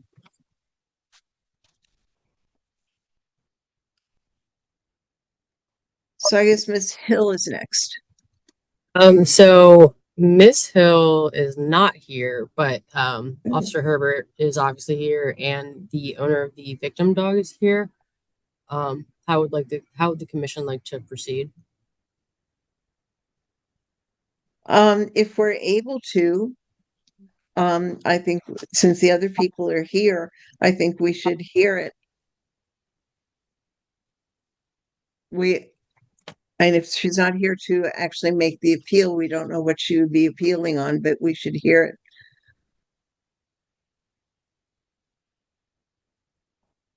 Getting Officer Herbert back in as a panelist. So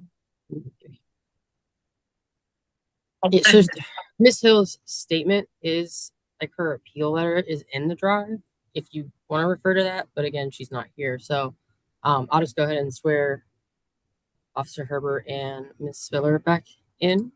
We could raise our right hands. Do you swear and affirm under penalties of perjury that the testimony you're about to give is the truth and nothing but the truth? I do. I do.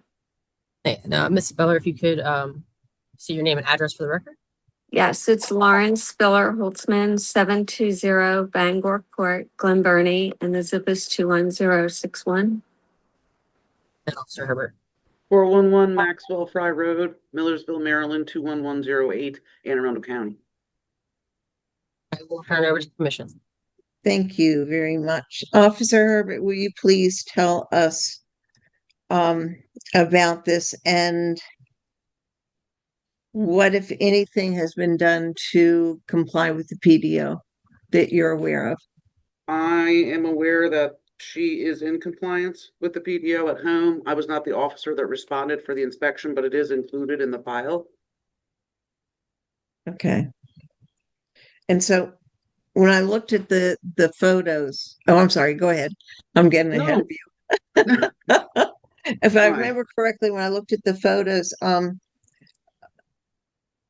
I don't know, were those photos taken before or after the PDO was served? I believe on the same day. It was Officer Adams. Okay. So the fence looked to be what, about 4 feet? That, I don't know. Yes, I have the picture right here. Yes. Okay, And it's you're chain link. Yeah.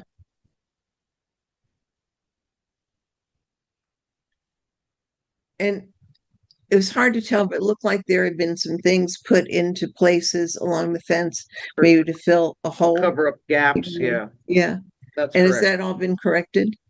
I have not been back to her house yet, Okay. pending the outcome of commission. I apologize. Okay. Do you think the 4-foot fence or whatever height that chain link is appropriate? No. I would have to go back out there and meet the dogs and see it and measure it myself. Okay, thank you. All right. So I'm sorry, I got way ahead of you in your testimony, so please go right ahead and start. It had been reported to Anne Arundel County Animal Services that on May 5th, 2026, Miss Hill's dogs, Bella, a 4.5-year-old American Pit Bull Terrier type mix, spayed female, brown brindle, and white in color, and her other dog, Cody, a 7-year-old American Pit Bull type Terrier mix, intact male, blue and white in color, while running at large, were involved in a severe animal attack to Mona, a rat terrier owned by Lauren Spiller. Mona required emergency veterinary surgery, a drain, sutures to repair, and several rechecks after that. During this incident, Bella and Cody were in violation of Anne Arundel County Code Article 12, 4-402, items 3 and 5, public safety, and Article 12-4905, animals running at large. I believe Miss Hill has a third dog named Blizzard, but he was not involved. Thank you. You're welcome. It says here they were not licensed. Were they vaccinated for rabies at least? Yes. Okay, thank you very much. You're welcome. Any questions for Officer Herbert from the commission? Thank you. And then we have Ms. Spiller, is that it? Yes. Okay, and what is your role with this? I'm the person who was walking Mona. Mona's my dog. Oh, I'm sorry. Okay. Please go right ahead, ma'am. So I walk my dog. I actually have 2 dogs because I have my daughter's dog here. And they're both tiny. Mona's about 12 pounds and my daughter's dog is about the same size. And we walk the same block every day that the weather's decent. And I knew that the dogs were there. I'm aware of the pit bulls. I can actually see a corner of that backyard from my deck. So I know that she has these dogs. And usually they're in the backyard. And they had never looked like they were going to jump the fence. Not to say they couldn't, but they didn't look that way. But they would growl and, not look all that friendly when we walked by. But I just thought every time if I could get me and my dogs out of their sight, it would be okay. So that morning, I'm sorry if I get upset, but it still just plays in my head so much. All right, just take your time, ma'am. That morning we were walking, and as we were getting up close to the house, the dogs caught sight of us, and they were inside throwing themselves against the glass storm door. And I still thought if I could just get past the house, it would stop because I would be out of their sight. We got just past into the next driveway, and I heard the door, and I turned, and all three dogs were running at us. The gray dog was in the lead. I tried to put myself between my dogs and them. I don't know if it was all three dogs or one dog hit me like at my hip level and knocked me straight down. I went down to both knees, and I have like little puncture marks from stones. So, I didn't fall forward. And then the gray dog got a hold of Mona. I think just because she was the closest, and got her right leg and hip in their mouth. And I could hear her screaming, and then the dog started shaking her. And the only thing I could think, by this point, I'm on my back and I'm trying to pull her towards me. And the only thing I could think is that if I could just get the dog to lessen the grip. And I'm on my back, and I kept kicking the dog in the face, and it wasn't doing anything. And she's screaming and being shaken. And I heard, it seemed like it went on forever, but I heard someone's voice, and it was the owner. And she got on her front lawn and she said, "Oh, now how did you get out of that backyard?" I don't think all three dogs jumped the fence at the exact same time. And the fact that she didn't know they were in the house throwing themselves against a door was surprising to me. I know I was screaming during this attack, and I guess that's what got her attention. When I could finally get myself sitting upright, she didn't give a command for the dogs to come to her or anything. And she never came near me. She was a good 15, 20 feet away. Never said, "Oh my God, can I help you?" or whatever. The dogs had shaken Mona so hard that they pulled her out of her collar, or her harness. And she took off. I don't know how, because her hip was torn apart. And they finally, I got to my feet, and I still had my other dog, and her dogs had gone up towards her. And I turned around, and she's sort of consoling the dogs. And then a neighbor came, I think from across the street, and kept trying to say how docile the dogs were, and that this had never happened before, and they were just so gentle. And both the neighbor and the owner were consoling their dogs and petting them, but they never put them away. And I was so upset, and I was so angry, and I was yelling at the owner. But I had to go find Mona because she had run away and hidden. And I'm yelling Mona's name, and I realized that there's something dripping. And I actually had the sweatshirt on that I have now. And I realized there's something dripping off my hand, and I looked down, and my elbow had been all messed up, and I was bleeding, but it was the least of my worries. And I finally got like halfway around where my house is, and Mona had made her way back there, and she was hiding on the porch. And I got both of the dogs in the house, and I remember before I walked away, from the owner, she wanted to know my address, and I said, no, you can get it later. And I said, I'm reporting this. And I actually had my phone and I was dialing 911, and she looked mortified that I would be reporting this. And I got home and I went in the house and I called the emergency vet that I had been to years before, and they said to bring her right in. So I got Mona, and I think I put something on my elbow so I wasn't bleeding all over everything.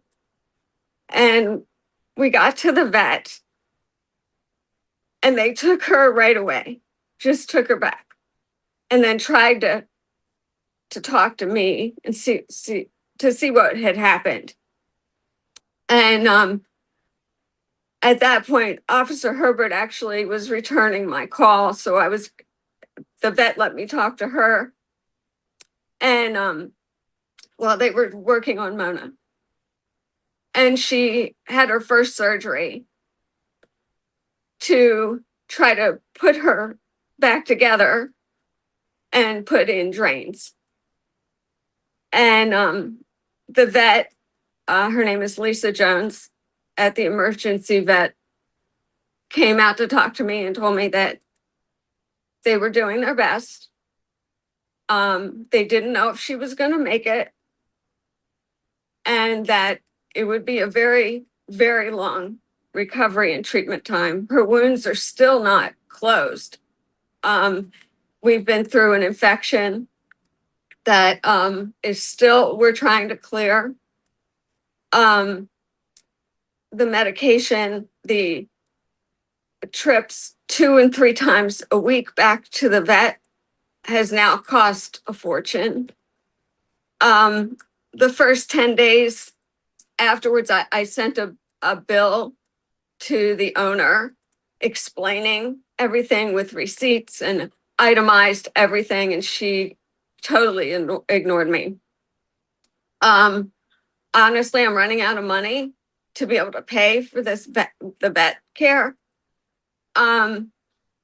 But just sort of backtrack a bit, I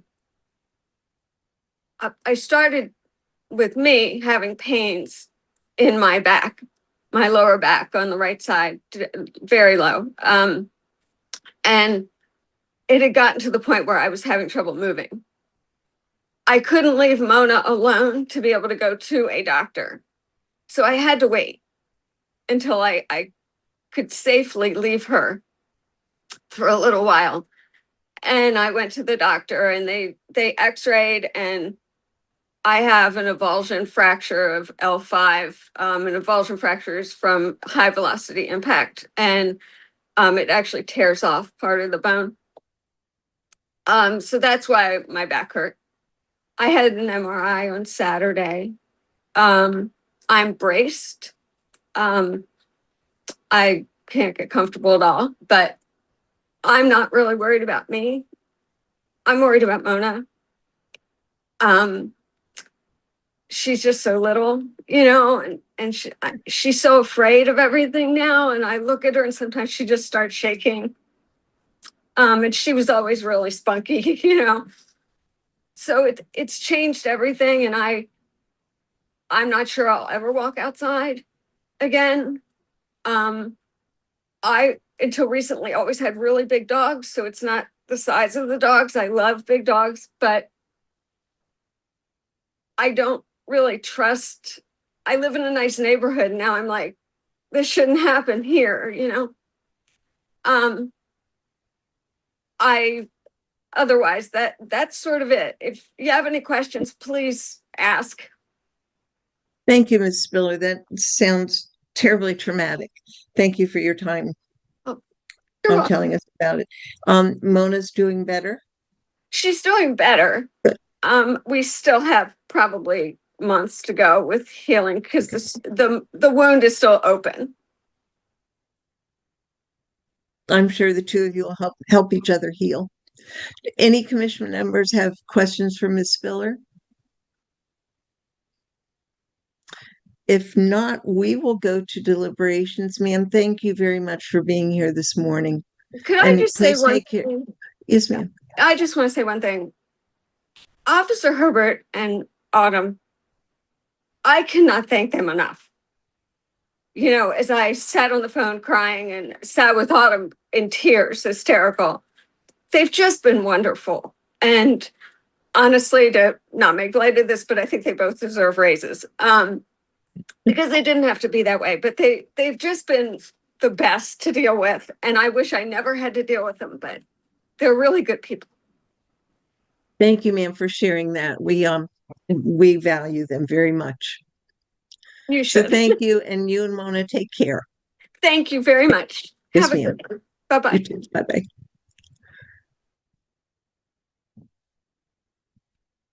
Okay, so Ms. Hill is not here. She did put a statement in. She wanted the full PDO rescinded.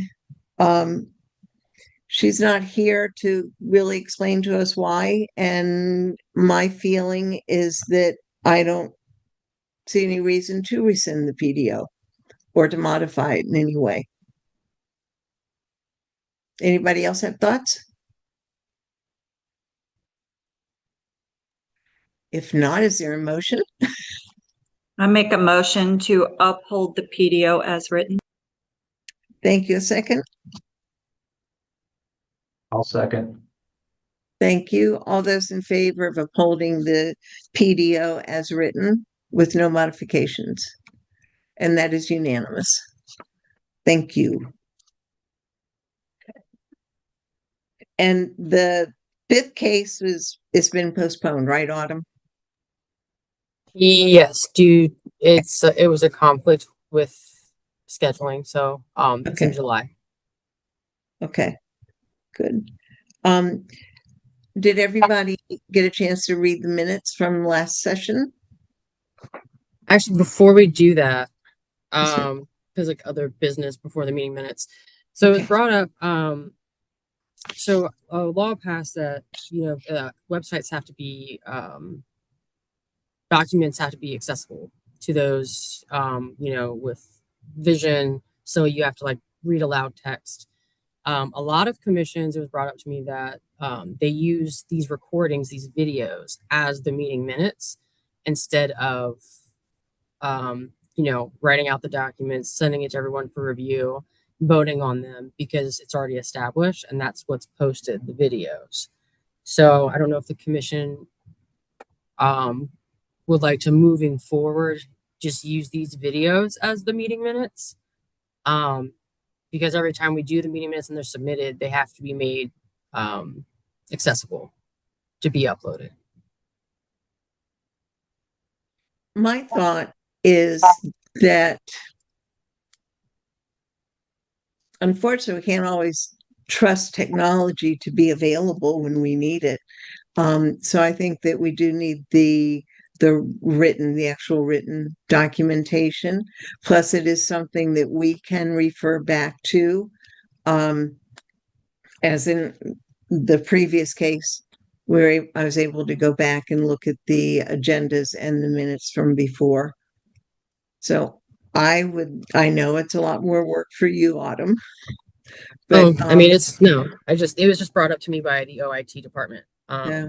So I said I would mention it here. I would like to keep doing the written minutes as well. Anybody have thoughts about this?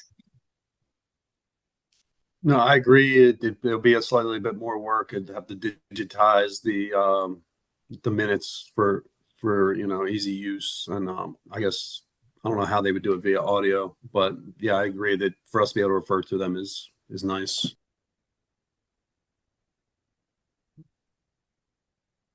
I mean, I would assume otherwise we'd have to go back and rewatch the entire video to figure out what we said or whatever. So that's kind of not convenient. Yeah, I agree. That would be really time consuming if we need to do some research on something. Autumn, do you need us to do anything like take a vote or make a formal recommendation? For this There is one, we do have to do a motion for something else. But for this, no, it's just really like discussion. The other thing I mentioned in the email was about some laws that changed. And it really applies to licensing when Bill 25-25 passed, and then another one in December, I believe was 58-25. Don't quote me on that second one. For the big thing is obviously we don't do the chicken licensing and cat licenses anymore. But in addition to that, all of the bigger license, so like our commercial license, the fancier license, there were some changes to those. So for the fancier license, it's now broken down into a dog fancier and a cat fancier. It's two separate ones. So obviously, if you have more than 4 dogs, you get a dog fancier. If you have more than 9 cats, you have to get a cat fancier. And then commercial licensing. So this is kind of like a big one. It used to be 3 different levels, 1, 2, and 3. Now it's 2. Pet shops, pet care businesses, grooming parlors are all now consolidated under the commercial license umbrella. But only if the pet shop has 15 to 49 dogs or a combination of dogs and cats at $250, and then level 2 is more than 50. If it's not in those windows, then you're kind of looking at, depending on the number of animals, maybe fancier licenses. And then grooming parlors, they are now labeled as a home business as well. So if, as long as there are only 2 or 3 in and out at a time, they do not need to be licensed. And then petting zoo licensing falls under another section, similar to the ones that does like the circus licensing and all that, just because it's a entertainment petting zoo. So that moved as well. And then the county code for dog license is no longer 702, it's 703. Just some changes. Just nothing huge, nothing big, just a little here and there. All right. And those, but all Autumn, the what requirements. I'm sorry. So with like your pet store license, I mean, I know you guys inspect like Petco's and PetSmart. They don't sell dogs at all. Was their license changed, or however their license through you guys changed? So they do have like, so for them, they all do get the license through us, just because they have, it's not just exclusive to cats and dogs. So you have your pocket pets, you have fish, stuff like that. So it's number of animals. Is that what it is? Not just number of, it doesn't matter what species. You said dogs and cats. So it's just more than a certain number of animals. Yeah. PetSmart does sell cats. Yeah, they have cats. Oh, right. Well, they adopt cats technically, I guess, but no, because I inspect them as well for the exotic bird permit purposes, and we also do an inspection. So it's nice to know that you guys are still inspecting, and because it's like kind of the 2 times a year they get inspected. So if you guys were going to stop inspecting, it'd be nice to be aware. No, of that. so they are still required to get inspections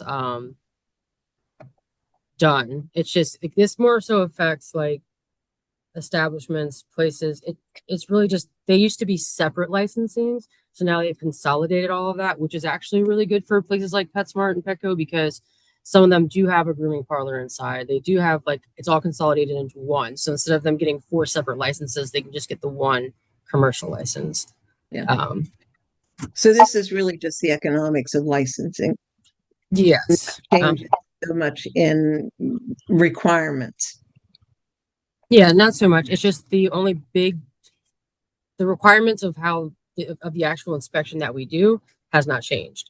The only thing is, it's like if it's a mobile grooming parlor,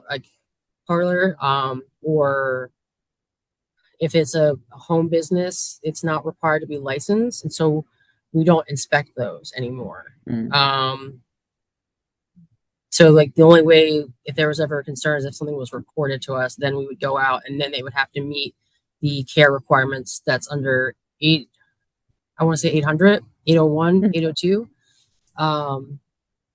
Yeah, that's the most significant change, is that certain places, because animals are not staying there, or it's only a few animals at a time, they're not required to be licensed anymore, which Interesting.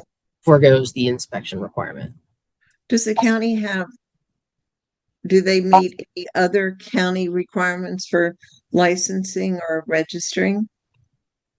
So they have to go through like planning and zoning for certificate of use still, because it's in the planning and zoning county code, like a home use. So there are other areas of the code, that it falls under. It's just not us. Okay. Unless it's reported directly to us. We will go out if something is reported. I will say that. Okay. Thank you. Yep, but all of that, just to put on note, Claudia's already reviewing all of the new applications for the licensing and stuff like that. Once she approves it, we'll have it posted so that way everyone in the county has access to it. And then the last thing is a motion we would need. A year ago, you were voted to be the chair, and you need to be re-voted to be the chair unless somebody else wants it for the next year. So, okay. It's up to you guys.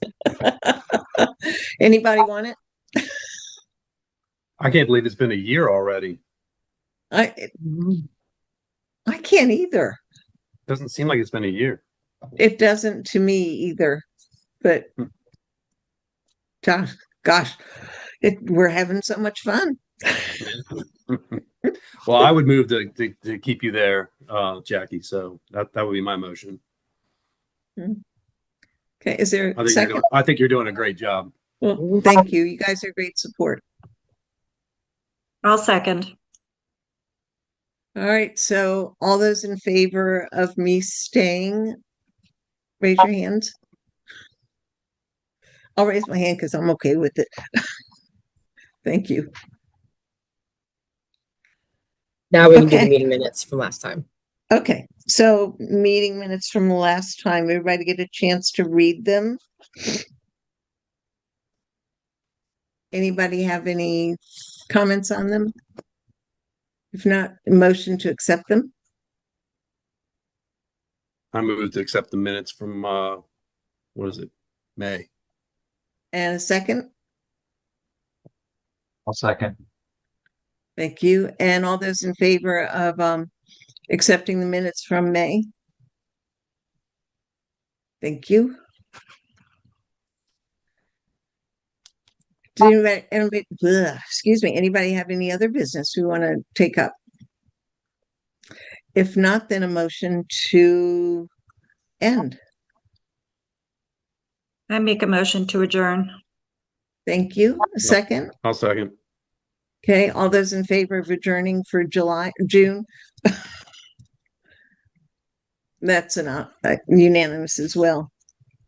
Thank you, everybody, very, very much for today. Thank you. I'm seeing just how important it is to really take time to go through the evidence beforehand on a lot of these cases. Yeah, there's a lot to it. Yep. Any word on our vet?